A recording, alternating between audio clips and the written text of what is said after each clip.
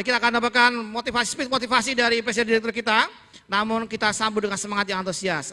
Apa kabar?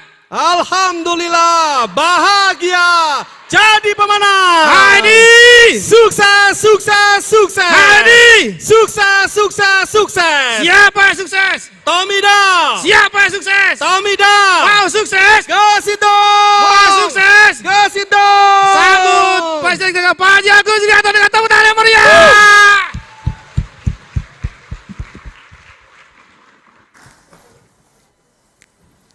Enakan pegang, kuda pakai ini.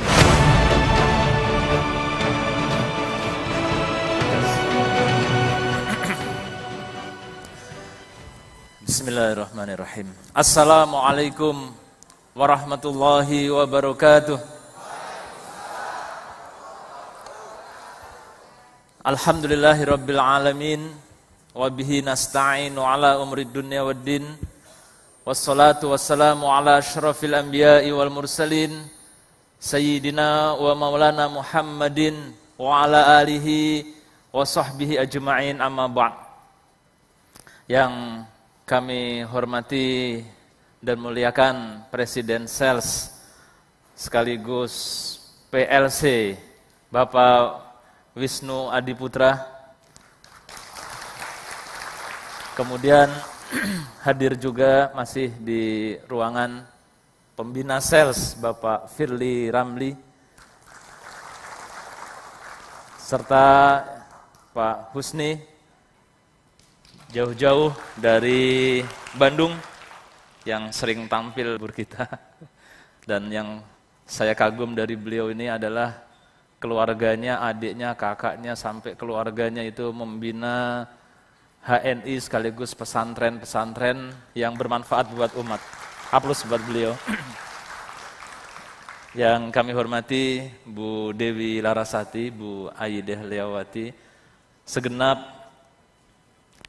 PSC, ALC, SLC, dan seluruh LED yang hadir, serta tak lupa seluruh eksekutif director dari seluruh Indonesia. Saya mendengar ada yang datang 10 orang dari Padang, dari Cikarang juga banyak, bahkan habis ini semangat mau bikin acara sendiri di HNI di E16, luar biasa. Aplaus buat kita semua.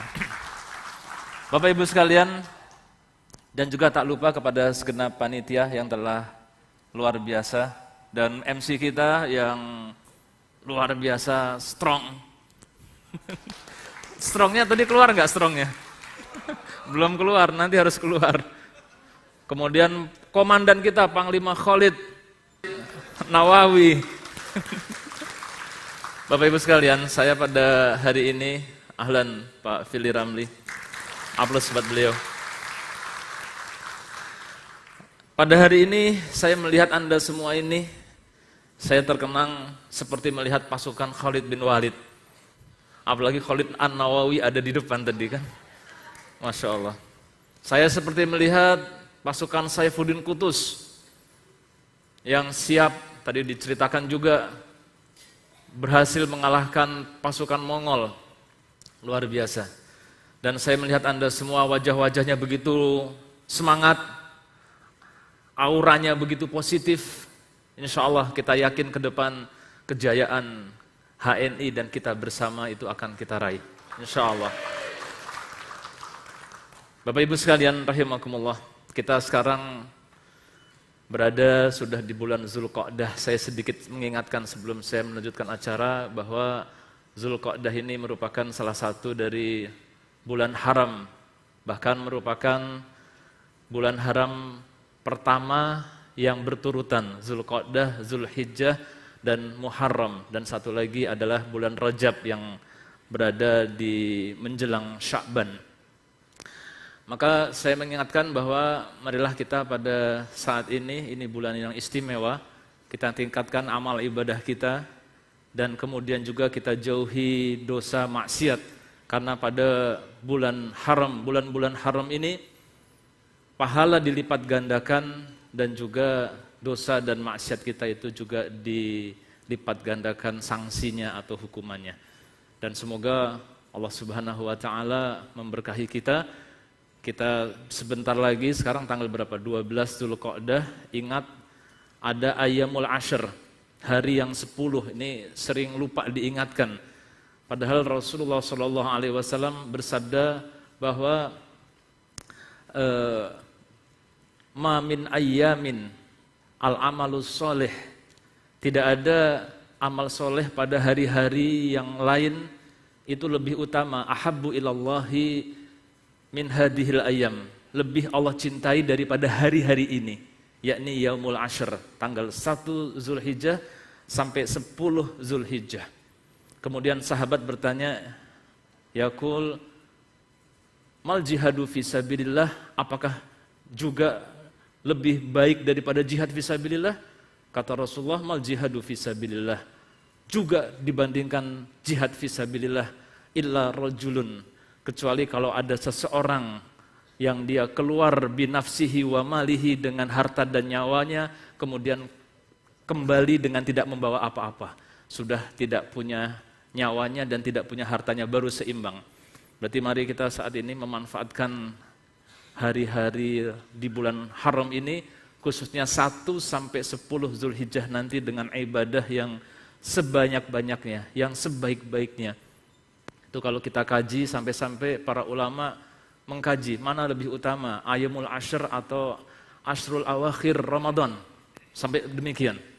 Berarti itu kita kalau Ashrul Awakhir atau bulan Ramadan sudah biasa untuk menyambutnya, memakmurkannya, tapi kita kadang-kadang lupa 1 sampai 10 Hijriah ini para ulama berbeda pendapat mana lebih utama. Dan kajian tuntasnya ada di Ibnu Katsir, di mana Ibnu Katsir dengan sangat baik mengatakan bahwa yang paling kuat adalah hari-harinya lebih utama Ayyamul Ashr, lebih utama 1 sampai 10 Zulhijjah. Tapi malamnya lebih utama Ashrul Awakhir Ramadan karena ada Lailatul Qadar. Maka kita perbanyak ibadah, kita perbanyak amal soleh, dan jangan lupa perbanyak dakwah, perbanyak PCA, perbanyak jihad fisabilillah insyaallah. Dan tutup 10 Zulhijjah kita ini, pada tahun ini kita berikan kurban yang terbaik dari kita. Kalau bisa kurban yang paling besar sepanjang hidup kita saat ini, sebagai wujud pengorbanan kita, tadhiyah kita, yang insyaallah semoga Allah semakin meyakinkan bahwa kita ini adalah hambanya yang pantas untuk Allah berikan anugerah rizki yang lebih besar lagi, karena kita termasuk orang-orang yang bersyukur. Bapak Ibu sekalian rahimakumullah, saya ingin kita mengenang sekitar pada masa Rasulullah SAW dan para sahabat, bahwa ini penting banget ya, saya diberikan amanah buat menyampaikan materi tentang mental seorang pemenang. Bapak Ibu, saya kembali bagaimana umat Islam itu berhasil mengalahkan 2 imperium peradaban terbesar. Pernah mengalahkan Kekaisaran Persia dan pernah mengalahkan Romawi. Kekaisaran Persia pada masa Rasulullah umurnya sudah 1000 tahun. Sudah 1000 tahun. Dan Kekaisaran Bizantium atau Romawi Timur sudah 600 tahun. Jadi pada saat itu yang namanya Romawi ya Romawi Timur, karena Romawi Barat itu sudah hancur pada tahun 476 Masehi. Hanya ada Romawi Timur yang saat itu berada di Bizantium atau Konstantinopel sekarang. Bapak Ibu, saya ingin kita kembali ke sana, merasakan apa yang terjadi pada masa Rasulullah dan para sahabat. Dan kita akan bisa melihat kehebatan mereka, mental pemenangnya mereka, sehingga kita bisa menirunya. Saya akan menceritakan kronologis ya, agar kita bisa lebih masuk. Yang pertama, dimulai ketika surah Ar-Rum turun. Ya, ketika surah Ar-Rum turun itu pada tahun 613 Masehi atau 8 tahun sebelum Hijriah. Ya, itu apa bunyinya? A'udzubillahi minasyaitonirrajim. Alif lam mim gulibatir rum fi adnal ardi wa hum min ba'di ghalabihim sayaglibun fi bid'i sinin. Lillahi amru min qablu wa min ba'd wa fa yauma idzi yafrahul mu'minun. Alif lam mim, telah dikalahkan bangsa Rum. Jadi ceritanya begini. Ketika turun ayat ini, maka lantas tentu disampaikan kepada para sahabat. Dan sahabat yang mendengar diantaranya tentu adalah Sayyidina Abu Bakar As-Siddiq radhiyallahu an. Pada tahun 613 Hijriah ketika ayat ini turun, bangsa Romawi sedang dikalahkan oleh Persia. Jadi wilayah Syam, Mesopotamia, Irak, Baghdad itu ditaklukkan oleh Persia, sampai Palestina tahun 614 pun dikalahkan oleh Persia. Jadi seluruh daerah Timur Tengah, Syam, Persia, dan sebagian Asia Tengah itu direbut oleh bangsa Persia. Nah, bangsa Persia ini adalah penyembah matahari. Dia identik dengan orang kafir Quraisy. Sedangkan bangsa Rum adalah bagian dari agama Samawi. Dia masih ada kesamaan dengan umat Islam. Maka umat Islam ikatan hatinya kepada Rum, sedang Romawi, sedangkan orang kafir Quraisy terhadap Persia. Singkat cerita Bapak Ibu sekalian, sudah dikalahkan. Ketika dikalahkan ini, Abu Bakar nantangin ke orang kafir Quraisy bahwa Persia akan dikalahkan lagi. Nggak mungkin, taruhan. Waktu itu hukum judi belum haram. Maka Abu Bakar As-Siddiq taruhan 4 ekor unta bahwa dalam waktu 7 tahun Persia akan dikalahkan oleh Romawi. Apa yang terjadi Bapak Ibu? Kemudian terjadi, dan 7 tahun kemudian ternyata Romawi tidak kunjung menang. Maka Abu Bakar kemudian bertanya kepada Rasulullah, "Ya Rasulullah, ini ayat mengatakan akan menang." Maka Rasulullah berkata bahwa fi bid'ai sinin itu 10 tahun. Kata Rasulullah, tambahin 2 atau 3 tahun. Maka kemudian Abu Bakar bilang kepada orang kafir Quraisy yang taruhan, tambahin 3 tahun lagi. Dan ternyata pada tahun 622 Masehi atau pada tahun 1 Hijriah, pada tahun 2 Hijriah, bangsa Romawi mengalahkan bangsa Persia. Semuanya diambil alih. Yang saat itu kaisarnya bernama Heraklius. Jadi bayangkan sekarang Heraklius itu menguasai dunia. Ya karena dulu itu namanya dunia ya itu. Itulah dunia begitu ya. Oke. Bapak sekalian, pada tahun 622 bangsa Romawi menang. Ini merupakan keajaiban dalam Al-Quran yang Al-Quran sudah menceritakan 8 tahun sebelumnya pada tahun 613. Baik, singkat cerita Bapak Ibu sekalian, kemudian terjadilah perjanjian Hudaibiyah.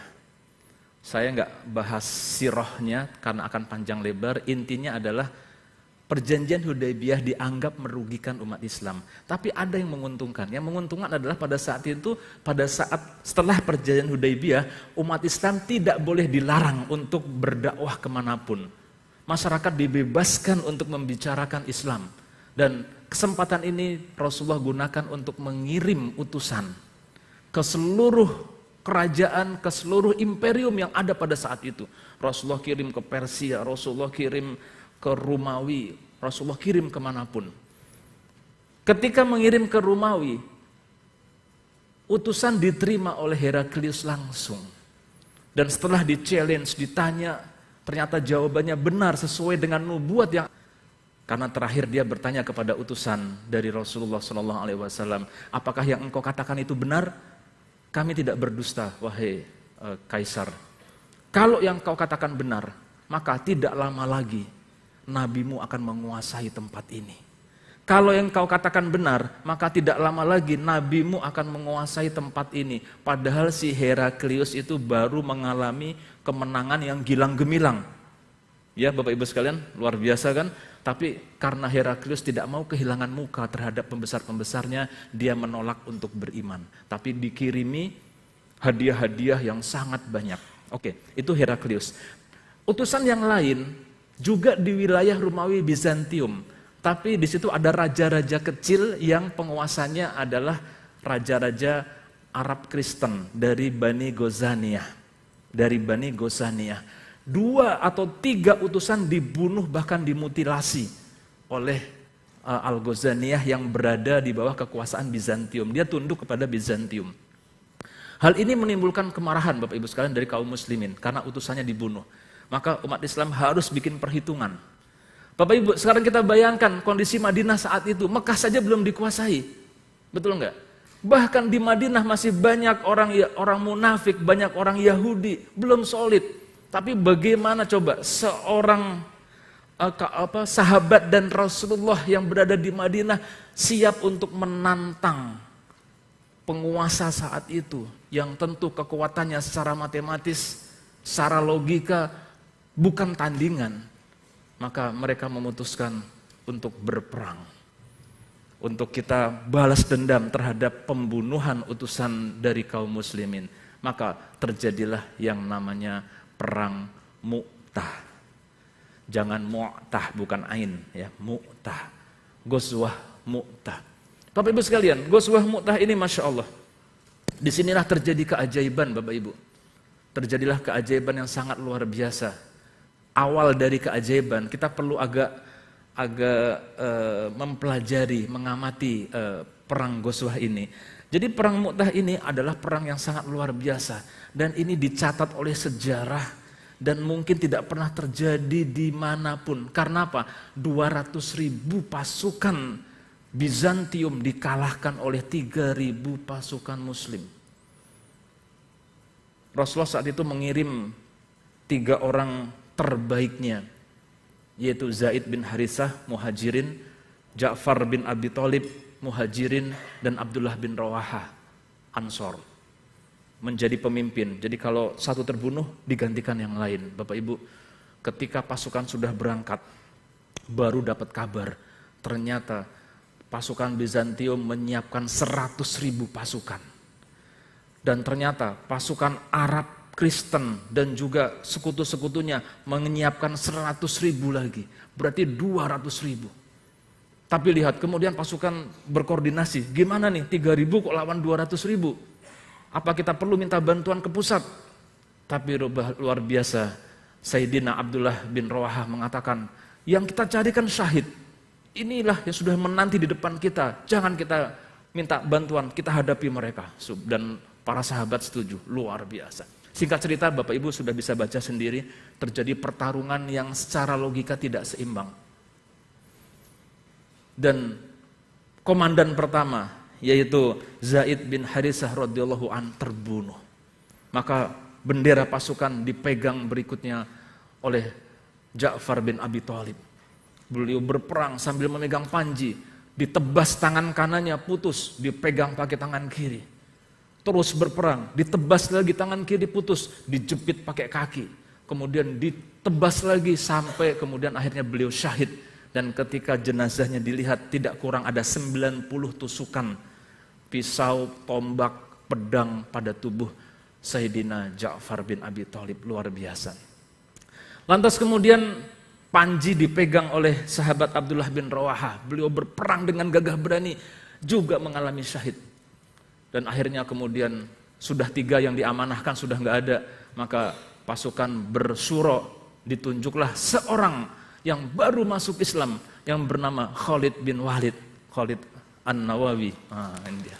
Bayangkan, ya, besar, gagah, pasti kulitnya hitam, pasti kan sering di medan perang soalnya. Nah itu macam itulah ya, Khalid bin Walid. Ditunjuklah Khalid bin Walid, Bapak Ibu sekalian. Dan Khalid bin Walid memang cemerlang pada masa kafir pun sebagai panglima yang luar biasa. Kita ingat dalam perang Uhud dan sebagainya. Maka ketika beliau memimpin, beliau bikin strategi yang sangat luar biasa. Dia tukar pasukan sehingga nampak bahwa pasukannya banyak. Dia ikat ada sesuatu di belakang kuda sehingga debunya berterbangan, menggentarkan pasukan musuh, Bapak Ibu sekalian. Dan ternyata subhanallah, singkat cerita, 3.000 pasukan muslimin berhasil mengalahkan 200.000 pasukan Bizantium. Korban di pasukan Romawi Bizantium banyak sekali, ribuan yang meninggal, bahkan puluhan ribu. Tapi korban di kaum muslimin hanya 12 orang. Subhanallah. Maka kaum muslimin pulang membawa kemenangan gilang gemilang. Dan saat itulah Rasulullah memberikan gelar kepada Khalid bin Walid sebagai pedang Allah. Saif min saifullah, min saifillah, saifullah, pedang Allah. Bapak Ibu sekalian, inilah legenda yang muncul, seorang Khalid bin Walid. Karena dia akan terus berpengaruh pada perang-perang selanjutnya. Orang Romawi heran, orang Romawi gempar. Bagaimana mungkin 3.000 bisa mengalahkan 200.000?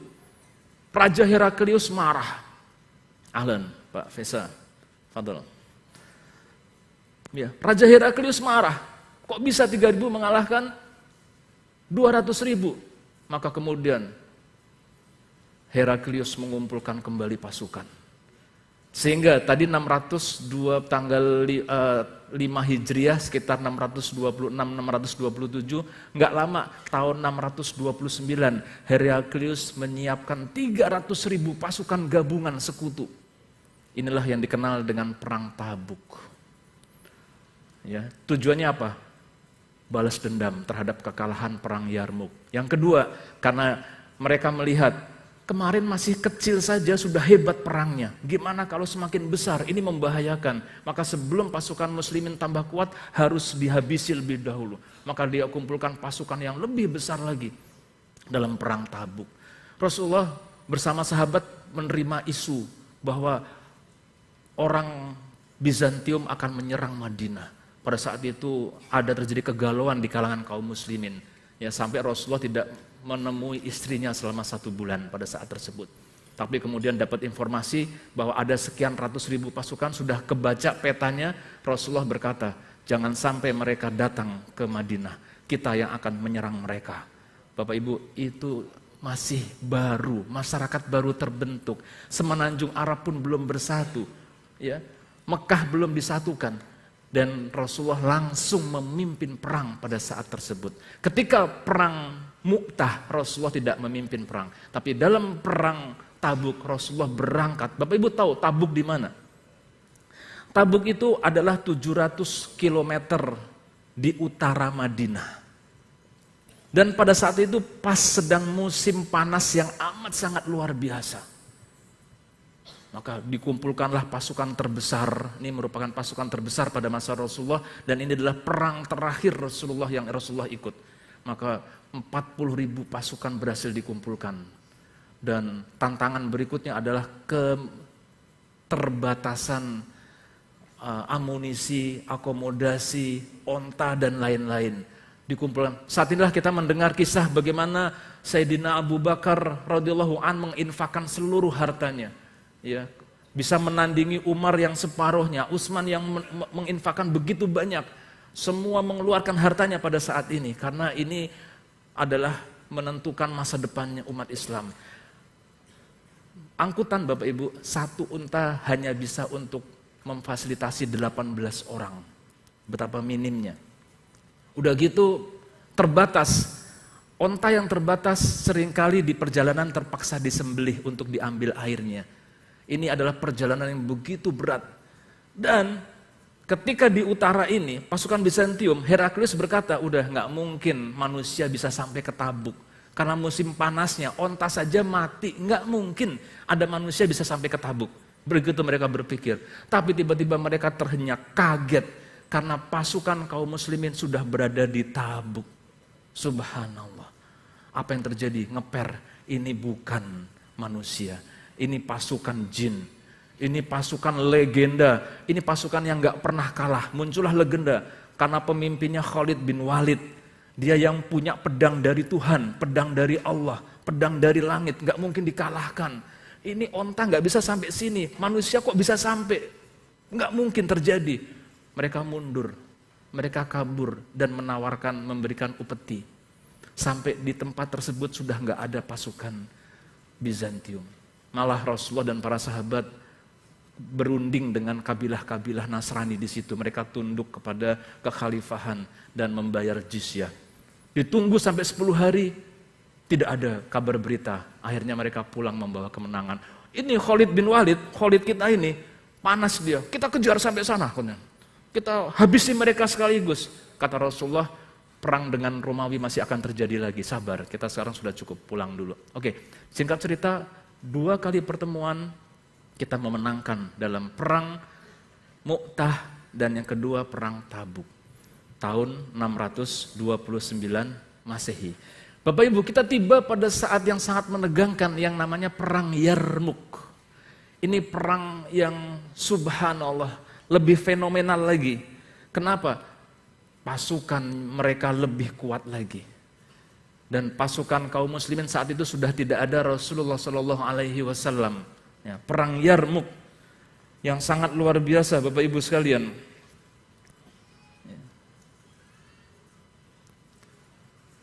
Perang Yarmuk ini terjadi merupakan akumulasi dari perang-perang kecil. Perang yang sangat menentukan, perang yang menyebabkan kemudian apa? Di daerah Yarmuk itu ada patung Heraklius, sampai sekarang bisa kita lihat yang dia menulis sebuah tulisan, "Selamat tinggal kota yang indah. Sesungguhnya aku tidak akan pernah lagi bisa menguasai tempat ini, tidak pernah lagi bisa datang ke tempat ini." Karena dia tahu yang menyerang itu Nabi.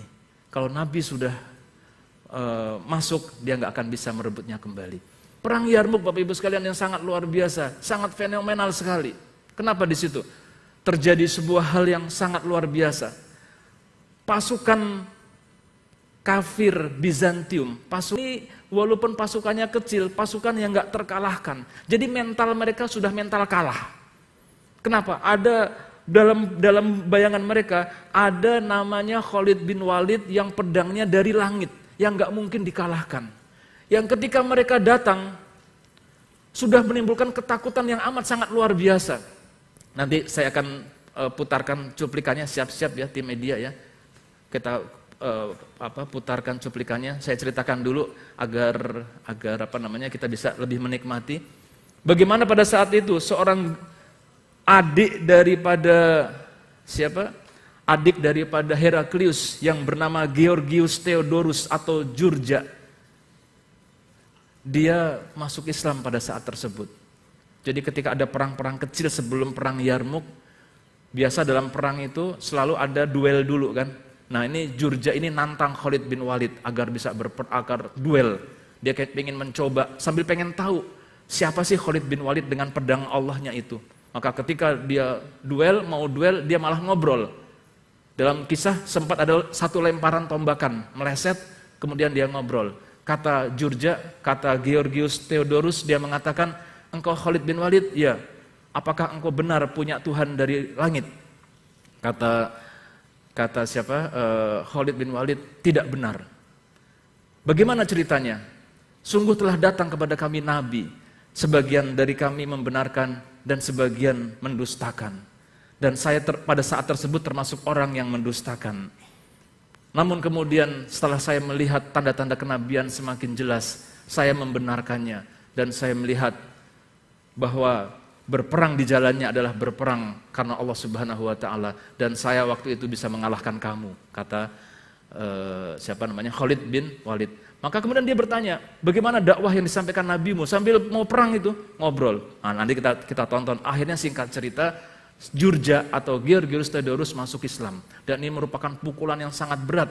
Kenapa? Ini adiknya Heraklius. Dan ini komandan saat itu dia masuk Islam. Dan dia bisa memberitahukan apa kelemahan-kelemahan dari pasukan Romawi. Nah kita saksikan, siap-siap silahkan tim media, kita tonton dulu. Gantinya Romawi akan membayarkan sejumlah harta jika kaum muslimin mau angkat kaki dari Syam, negeri yang dikuasai Romawi Timur. أن تعودوا إلى بلادكم التي جئتم منها وأن تأخذوا كل ما غنمتموه من الشام وتمضوا بسلام على أن لا تعودوا لغزو الشام ثانية وهذا كما تلاحظون كرم كبير من الإمبراطور وماذا تقولون؟ نرفض هذه الشروط. Namun upaya ini gagal karena umat Islam tetap bersikuku dengan 3 opsi, memilih Islam atau jika tidak mau cukup membayar jizyah jika tidak mau perang. Kalau memang mereka menolak tidak dipaksa, bukan berarti kamu Islam, tidak, bunuh. Khalid yang namanya menggetarkan pasukan Romawi. Ia ingin menjajal kemampuan legenda perang kaum muslimin ini. Khalid! Abruz ilayya ya Khalid! Ana Jurja!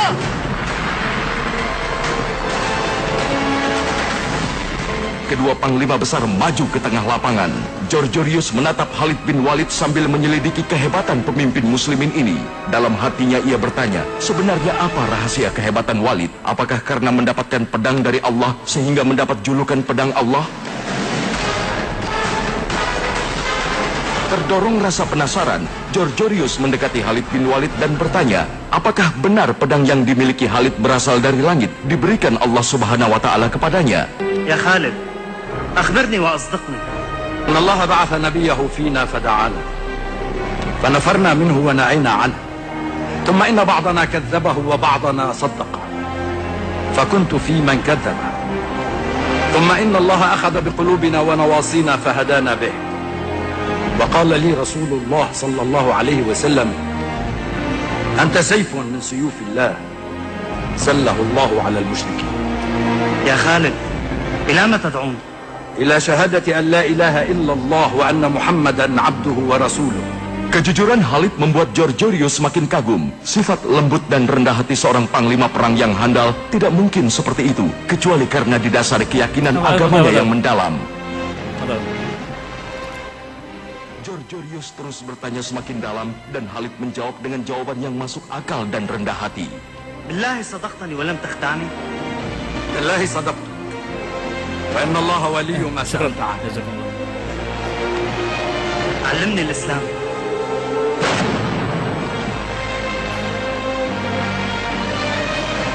Hingga akhirnya, di luar dugaan Khalid bin Walid, Georgios tiba-tiba membuang senjata dan tamengnya, meminta pada Khalid untuk mengajak pasukan muslimin untuk belajar Islam.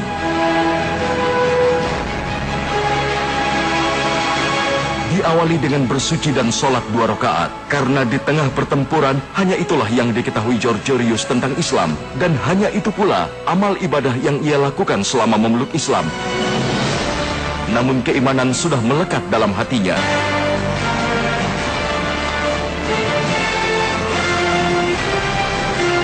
Georgios pun berganti pakaian yang ini membuat pasukan.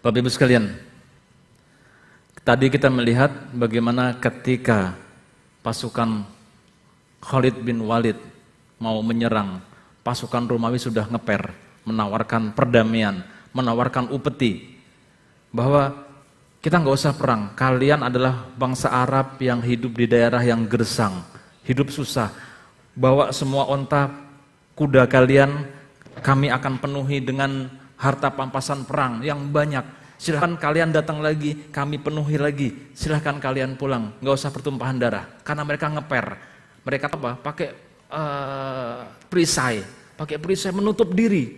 Akhirnya umat Islam leluasa, cuma 40.000, kakinya kelihatan, ih tebas. Ini sejarah pun bingung. Kalau kita baca sejarah di Barat itu bingung kenapa bisa kalah 240.000 lawan 40.000, nggak bisa masuk di akal. Dan akhirnya ini sebuah perang yang sangat luar biasa sehingga mereka mundur kembali ke Bizantium, ke Konstantinopel yang nantinya akan dikalahkan lagi oleh siapa? Muhammad Al-Fatih tahun berapa? 1453 Hijriah. Kayaknya yang ngomong itu udah pernah ke sono ya. Kita menyaksikan hal yang luar biasa. Bapak Ibu sekalian, di sini ada mental pemenang dan mental kalah yang bisa kita saksikan.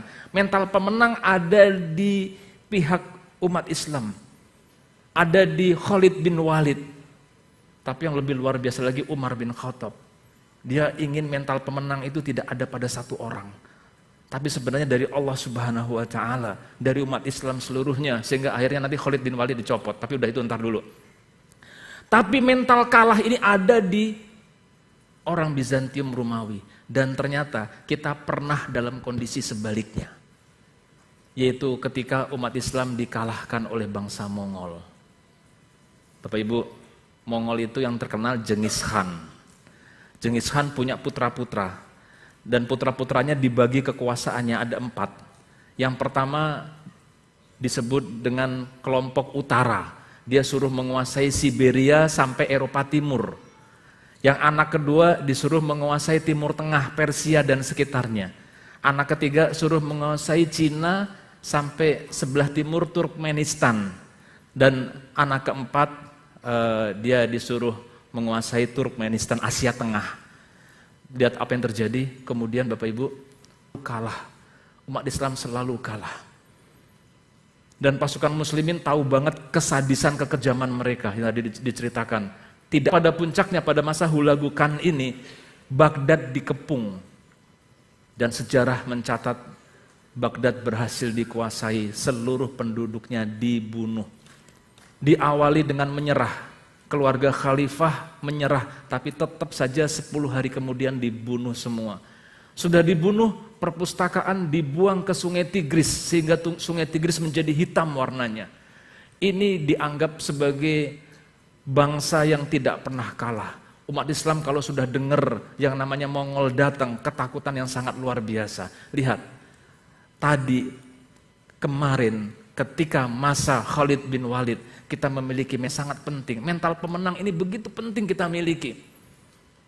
Tapi alhamdulillah Allah, dia ingin mendobrak ta'ala. Maka dia kumpulkan pasukan kaum muslimin, dia persatukan, dia sampai datang ke Syam, dia kumpulkan. Dan ternyata singkat cerita, Saifuddin Qutus ini berhasil mengalahkan Mongol. Subhanallah. Kembali babnya adalah mental. Mental pemenang inilah yang harus kita miliki. Dan kemudian subhanallah Bapak Ibu, silahkan baca sejarah. Tadi ada 4 anak ya, HNI.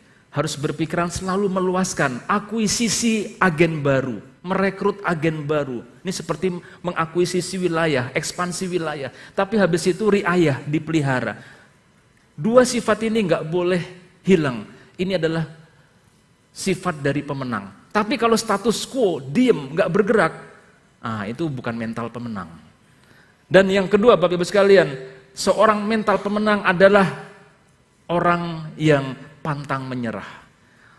Orang yang mungkin mengalami kegagalan tapi dia terus bangun. Bapak Ibu tadi sudah dikatakan bahwa Istanbul atau Konstantinopel dikuasai tahun 1453 Hijriah. Pertanyaannya, itu berapa ratus tahun setelah Rasulullah menubuatkan bahwa Konstantiniyah ini akan ditaklukkan?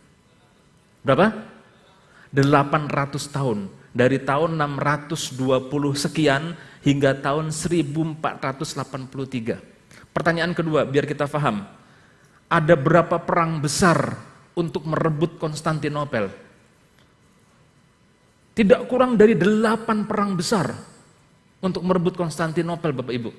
Bahkan ketika masa sahabat, seorang sahabat yang bernama Abu Ayyub Al-Ansori, usianya 80 tahun, ingin segera merealisasikan janji Rasulullah tersebut, maka beliau pergi ke Konstantinopel, pergi ke Bizantium saat tersebut. Orang umur 80 tahun dan ikut berperang.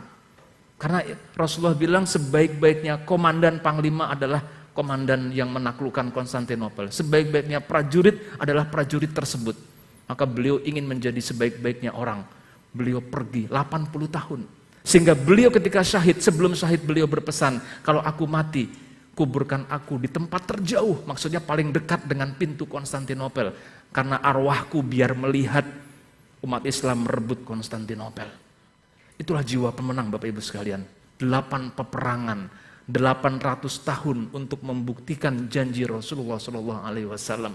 Dia tidak pernah menyerah, istiqomah dan sabar. Ya. Jadi rumusnya itu. Nah, pertama saya menyampaikan satu message bahwa kita harus punya mental pemenang. Kalau ada mental-mental pengecut, mental-mental kalah, kita buang pada saat ini. Dan sekarang saya akan bahas resep kedua.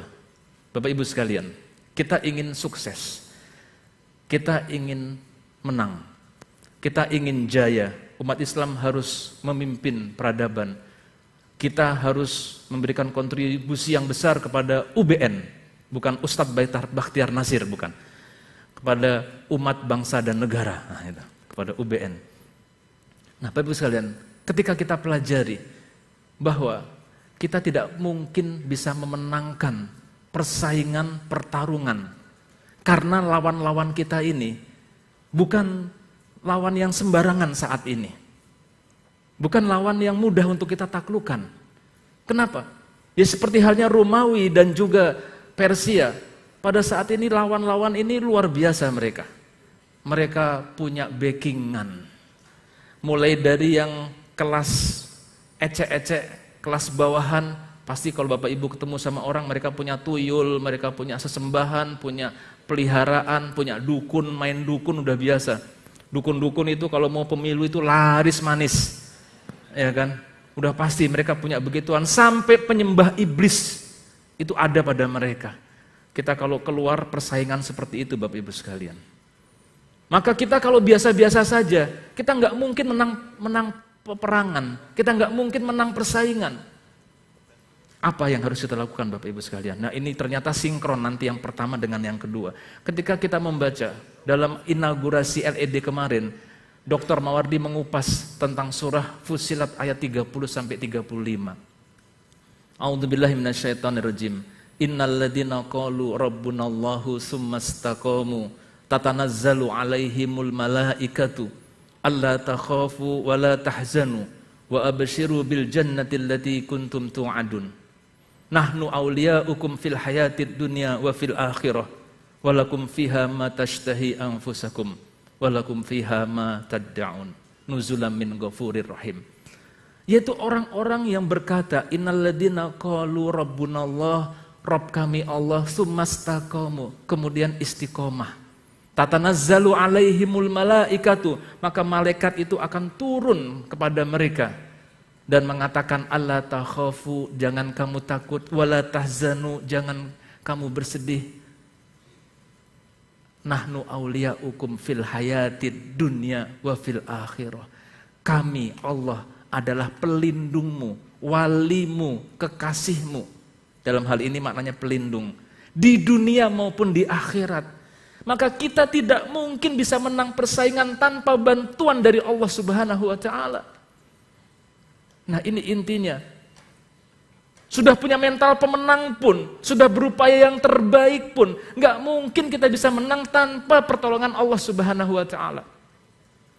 Maka pertanyaannya, bagaimana agar kita menjadi pemenang dengan pertolongan Allah Subhanahu wa ta'ala? Kita baca hadis qudsi, hadis sahih riwayat Bukhari, Bapak Ibu. Wa man adali waliyan faqad adantuhu bil harbi.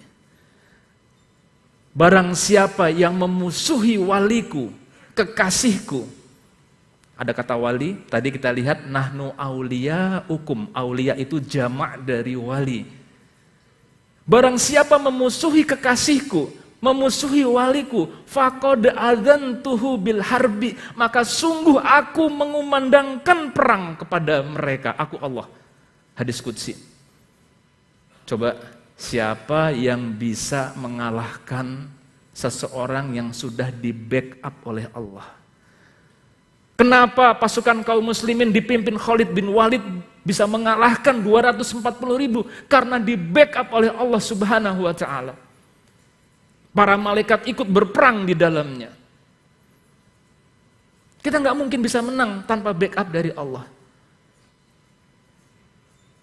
Wa man adali waliyan faqad adantuhu bil harbi. Harbi di sini perang, tapi harbi di sini adalah juga maknanya adalah persaingan, agar kita bisa menang persaingan. Nah, Bapak Ibu sekalian, maka kata kunci berikutnya adalah kita ingin loh di backup sama Allah, kita ingin loh untuk dibela sama Allah, jadilah waliullah. Jadilah kekasih Allah. Saya sangat yakin kita akan jaya, kita akan menang, kita akan luar biasa ini kalau agen-agen kita, SDM HNI ini banyak menjadi kekasih Allah, menjadi waliullah. Masya Allah Bapak Ibu, kalau kita pikir apa sih tujuan hidup kita, apa yang kita cari dalam hidup di dunia ini, ada satu kata kunci dalam hadis ini, yang kalau kita sudah mendapatkannya, selesai semua urusan. Selesai semua omset, Selesai semua pencapaian dunia. Apa itu Bapak Ibu? Hadisnya terus sampai ke tengah, hatta uhibbahu, hingga aku mencintainya. Hingga Allah mencintai kita. Kalau Allah sudah mencintai kita, beres semua Bapak Ibu. Nggak usah pusing kita. Kenapa? Karena kalau kita sudah dicintai Allah, hatta uhibbahu. Faida ahbabtuhu, kalau aku sudah mencintainya, kalau Allah sudah mencintai kita, kuntu sam'ahu alladhi yasma'u bihi, maka aku Allah menjadi telinganya ketika dia mendengar. Mufasir hadis mengatakan bahwa maksudnya Allah menjaga pendengaran kita. Wa basarahu alladhi yubsiru bihi, menjadi penglihatannya ketika dia melihat. Wa yadahu allati yabtushu biha, menjadi tangannya ketika dia bertindak. Wa rijlahu allati yamshi biha, menjadi kakinya ketika dia berjalan. Berarti Allah bersama kita. Ada ma'iyatullah di sana. Allah masuk dalam relung-relung hidup kita. Allah campur tangan dalam kesuksesan kita. Kita akan menang hanya dengan Allah Bapak Ibu. Tanpa itu nggak mungkin kita menang. Dan wa idza sa'alani, dan jika dia minta, jika hambaku ini minta kepadaku, la u'tiyannahu, pasti akan aku penuhi. Masya Allah. Udah, sampai kesimpulan. Nggak kerasa. Oke, sampai pada kesimpulan. Nah Bapak Ibu sekalian, saya minta 10 menit saja buat menyimpulkan. Hatta wa idza sa'alani la'utiyannahu, maka aku akan memberikannya. Bapak Ibu, banyak hadis yang mengatakan begini, redaksinya luar biasa. Kekasih Allah ini, kalau sudah Allah kasih, dunia dikasih, semuanya diberikan. Tapi namanya kekasih Allah, hatinya bersih, bukan dunia yang dicari. Maka di antara hadisnya ada yang mengatakan begini, wa qabiltu lahud dunia, dan aku berikan, aku Allah, hadis qudsi, aku berikan kepadanya dunia, wahia rogimatun, dan dunia itu datang dalam kondisi hina, wa illam yuridha, dan hamba itu nggak butuh dengan dunia tadi. Gila nggak tuh Bapak Ibu? Allah kasih kepada kita dunia dalam keadaan hina, dan kita nggak butuh sama dunia tersebut. Luar biasa. Bapak Ibu, saya berpikiran demikian. Kalau pada masa Islam jaya dahulu, ada kekasih Allah. Kekasih Allah kita jangan salah, hanya sedikit. Kekasih Allah itu jutaan, banyak di dunia ini. Dari zaman dahulu sampai sekarang. Karena kalau Nabi dengan mukjizatnya sudah lewat semua. Tapi kekasih Allah dengan karomahnya ini masih sangat banyak pada saat ini. Kalau pada masa dahulu, pada masa Islam jaya, ada kekasih Allah. Jalur untuk mendapatkan kekasih Allah itu kebanyakan jalur orang yang zuhud. Jalur yang jauh dari dunia, meninggalkan dunia, dia dekat kekasih Allah. Tapi pada saat ini, ketika umat Islam butuh perjuangan, saya yakin kekasih Allah akan banyak masuk dari jalur orang-orang yang sudah melepaskan dunia dari hatinya. Tapi dia punya kemampuan mengambil dunia untuk kejayaan umat Islam. Bapak Ibu sekalian, rahimakumullah. Maka kita pada saat ini, mari kita terus berupaya untuk menjadi kekasih Allah. Dan kekasih Allah itu jalurnya banyak. Ada satu buku menulis ada 7 jalur kewalian. Saya persingkat saja ya. Ada 7 jalur kewalian. Nanti buat leader HNI, apa jalur yang paling pas? Nah yang pertama adalah jalur keilmuan. Jalur keilmuan, Masya Allah. Ini paling gampang menjadi wali.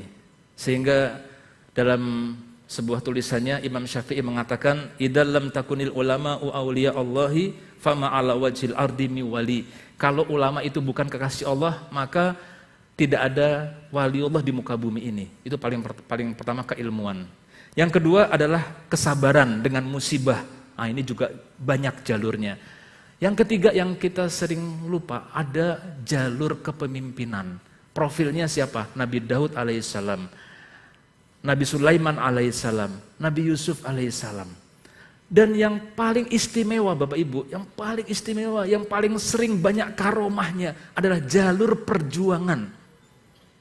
Di antara nabi-nabi selain Nabi Muhammad SAW, nabi mana yang makomnya termasuk paling tinggi? Dia adalah Nabi Musa alaihissalam. Bahkan kalau dalam Mi'raj itu level langitnya itu lebih tinggi dari Nabi Ibrahim dan Nabi Isa. Dia di level atas. Nabi Musa alaihissalam profilnya adalah dari perjuangan karena mengalahkan Fir'aun. Maka Bapak Ibu sekalian, kita di sini sangat layak untuk menjadi pejuang-pejuang. Dan saya punya keyakinan perjuangan paling penting saat ini adalah perjuangan ekonomi pada saat ini. Sudah dibuktikan Turki Bapak Ibu. Kita tahu bagaimana sekulernya Turki kemarin. Tapi kita lihat sekarang Turki begitu islamisasinya begitu luar biasa. Pada masa Erdogan saat ini. Bapak Ibu tahu kisahnya. Saya kemarin bertemu dengan orang Musyad Indonesia, cabang Indonesia. Dia menceritakan bahwa Musyad itu semacam asosiasi yang anggotanya 60.000 pengusaha Turki. Yang pada masa dahulu dia diaspora di seluruh Eropa. Ketika masa Erbakan dahulu, Musyad ini mendukung ketika Partai Islam itu menang. Dia kembali ke Turki. Dan saat itu kemampuan portofolio dari Musyad baru 1% dari ekonomi Turki tahun 2000. Saat ini portofolio Musyad sudah 30% dari Turki. Artinya orang sekuler, militer Turki tahu benar kalau sampai kelompok ini Erdogan CS disingkirkan, maka 30% ekonomi akan hilang. Berarti Turki akan kembali ke masa kegelapan. Nggak ada yang mau meninggalkan. Perjuangan ekonomi begitu luar biasa pada saat ini. Dan saya yakin Bapak Ibu sekalian bahwa kita sekarang berada di jalur yang pas. Inilah rahasianya kenapa Allah berkali-kali dalam Al-Quran bahwa jihad itu adalah bi amwalikum wa anfusikum. Inilah perjuangan kita Bapak Ibu sekalian. Maka dua saja rumusnya yang harus kita ambil. Yang pertama adalah tadi apa? Punya mental pemenang. Dan mental pemenang itu ekspansif. Ekspansif artinya merekrut, memperluas, akuisisi agen baru. Tapi tentu di samping ekspansif harus memelihara, meriayah pembinaan-pembinaan, leader meeting harus kita lakukan. Tidak boleh diem, tidak boleh status quo. Dan yang ketiga, kita menjadi kekasih Allah. Dan menjadi kekasih Allah rumusnya satu. Tsumastaqomu. Ketika Rasul ditanya, ya Rasulullah ajarkan aku satu kalimat. Yang dengan kalimat ini beres semua. Amantu billah tsumastaqim. Tapi bukan istiqomah jadi ede, bukan. Kan istiqomah juga jadi ede terus, bukan. Istiqomah dalam perjuangan. Ekspansif berarti dari waktu ke waktu harus ada peningkatan progres. Perluasan wilayah, penambahan anggota baru, penambahan ede di bawah kita. Nah itu istiqomah itu. Itu namanya istiqomah. Sehingga dalam lanjutan ayatnya, وَمَا يُلَقَّهَا إِلَّا الَّذِينَ صَبَرُوا. Dan tidak bisa yang seperti itu. Tidak bisa yang tadi mendapatkan perlindungan Allah. Melainkan orang-orang yang sabar. Sabar dalam perjuangan ini Bapak Ibu sekalian. Bagaimana sabarnya umat Islam Turki. Dimulai dari Ertugrul. Bacanya Ertugrul. Sampai dengan Mehmed II, sampai dengan Muhammad Al-Fatih. Itu berapa generasi. Dan dalam setiap generasinya selalu ada pencapaian prestasi. Semakin dalam penguasaan berikutnya makin luas, makin mendekati Istanbul. Sampai ke yang kelima, keenam, ini Asia, yang Ankara dan sebagainya, ini Istanbul, sudah menguasai utaranya, di sisi Eropanya. Jadi Istanbul itu saking kuatnya udah dikepung pada saat tersebut. Mereka istiqomah terus, berjuang terus. Nah inilah kita. Kita yang kedua adalah kemudian kita menjadi kekasih Allah dengan cara istiqomah. Dan istiqomah kita dengan terus mendekatkan diri kita kepada Allah Subhanahu wa Ta'ala, menjadi orang-orang yang soleh. Terakhir, Bapak Ibu, agar kita punya daya tahan yang tinggi untuk berjuang, kita kembalikan niat dan motivasi kita. Jangan jadikan niat dan motivasi pribadi nomor satu. Itu lemah. Bapak Ibu pengen punya mobil, ketika mobil gak tercapai, ya motor pun gak apa-apa. Pengen punya rumah, Punya rumah nggak tercapai, ngontrak pun nggak apa-apa. Karena memang salah ketika kita hanya memotivasikan buat diri kita sendiri. Maka motivasi pertama kita yang paling atas mencari ridho Allah. Satu. Yang kedua, untuk mencapai ridho Allah kita yakin bahwa caranya adalah kita ingin menjayakan umat bangsa dan negara kita. Kita ingin berjuang untuk menjayakan umat bangsa dan negara kita. Hidup kita bangun mikirin gimana untuk umat agar jaya. Nah yang ketiga, niat antara yang ketiga adalah kita menjayakan HNI sebagai wujud perjuangan di bidang ekonomi. Bangun-bangun mikirin HNI, bangun-bangun mikirin HNI. Bapak Ibu belum merasa tenang kalau belum prospek hari ini. Belum merasa tenang kalau pekan ini belum melakukan leader meeting atau pembinaan. Nah begitu, mikirnya begitu. Soal yang keempat, kebutuhan pribadi otomatis ngikut. Otomatis akan ikut Bapak Ibu sekalian, gak usah dipikirin. Kalau 1, 2, 3 udah bener, yang keempat akan ikut. Subhanallah, ini hadir di tengah-tengah kita Bapak Riza Zakarias, ya. Sahabat saya yang luar biasa. Ya, beliau adalah pimpinan dari Syamil Group, tapi yang luar biasa. Di samping bisnis Syamil, bisnis Quran loh, coba bayangkan ya. Quran cetakan. Sekarang zamannya elektronik, zamannya online. Ternyata makin eksis, makin berkibar. Ada apa? Kenapa bisa begitu Bapak Ibu? Beliau amal khairiyahnya luar biasa. Beliau sekarang sudah membuat 1.200 rumah Quran, mungkin lebih. Dan beliau sudah punya template modelnya bagaimana membuat rumah Quran. Asal ada tempat aja, jadi itu barang. Maka mengajak bapak-bapak ibu sekalian untuk sama-sama bikin rumah Quran di rumah bapak-bapak dan ibu-ibu semua. Subhanallah. Itulah keberkahan. Maka bapak ibu sekalian, berikutnya setelah tadi kita punya 1, 2, 3, kita niatkan sekarang. Kalau Allah berikan kepada kita dunia, kita akan gunakan untuk kejayaan umat bangsa dan negara. Kita akan ciptakan kebaikan-kebaikan dalam hidup kita. Maka insya Allah itulah tanda-tanda kita semua layak menang. Karena kita adalah kekasih-kekasih Allah Subhanahu wa ta'ala. Bapak Ibu sekalian, demikian saja. Terima kasih. Lebih kurangnya mohon maaf. Assalamualaikum warahmatullahi wabarakatuh.